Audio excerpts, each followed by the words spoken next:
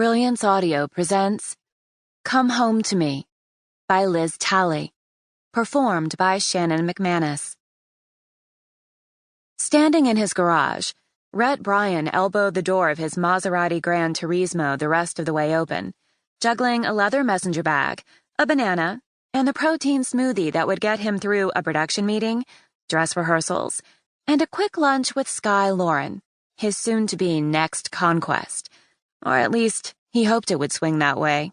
The up-and-coming actress would look good on his arm for the Emmys in a few weeks. Variety had named her the It Girl last year. Her star was on the rise, and her legs weren't bad either. "Mr. Bryan, should I drop off the dry cleaning?" His housekeeper Marta asked, appearing at his side while drying her hands on the scrubs she wore in lieu of a traditional housekeeper's garb. He liked that she didn't wear the fussy uniform some wore. "Please do. Oh, and make sure the new dark gray suit goes out. I need it for a meeting early next week." He'd had the Italian suit made for him that spring when he'd taken a train to Naples from Cannes. The solitary sojourn had helped him decompress from the film festival he'd attended with some studio execs who he hoped would finance his new venture. He liked the way the suit, crafted by a wizened fourth-generation tailor, made him feel. Impeccable, powerful, rooted. That was the image he wanted to cultivate, a much different one from the lovable goof he played on his late-night talk show. "Yes, sir. Have a good day," Marta said, as he climbed inside his car. He gave his usual salute, glad he'd hired the unflappable woman last year. His house sat in the Hollywood Hills, an excellent example of a mid-century modern built by a disciple of Wright. The four-bedroom house was modest for someone who had 2 Emmys and a late-night show on a major network. But Rhett loved the clean lines, the white oak built-ins, and the louvered windows that opened to an incredible view of the canyon.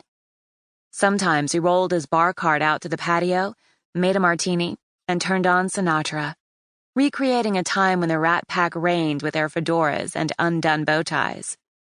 Yeah, he had a vivid imagination, but it had served him well over the past 15 years he'd lived in L.A. He was #1 in his market, and positioning himself to enter the world of feature films with a new production company. His phone buzzed as he wound down his street, tossing a wave to an older couple walking their Afghan hound. The dog wore a fuzzy pink collar with rhinestones. Only in L.A. "What's up, Steve-O?" "JT can't make it for the rap video bit. Got a bad summer cold." "You're shitting me." "Nope. Thank God we didn't promote it. I can try to tap someone else, but it's short notice."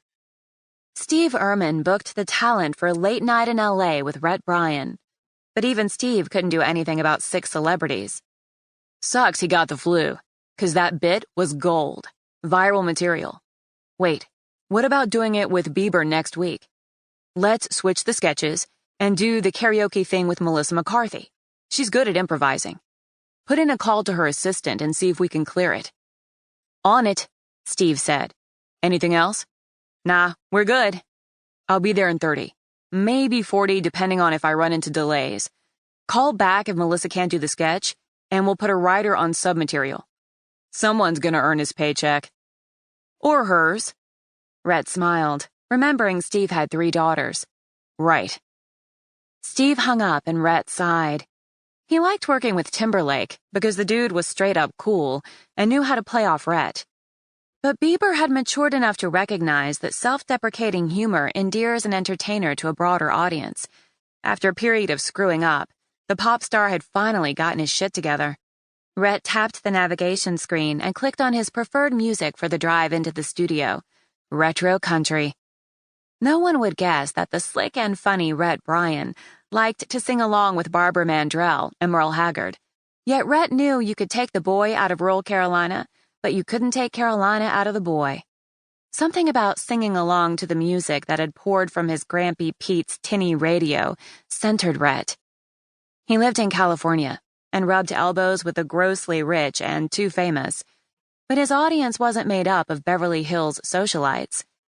His audience was made up of mechanics with grease beneath their nails and housewives who'd left a sink full of dishes to watch him tell jokes and interview people who'd forgotten what it felt like to scrub a toilet or drink a non-craft beer. It served him well to remember who he'd once been. Just a South Carolina small-town boy with big dreams and his radio tuned to Garth Brooks.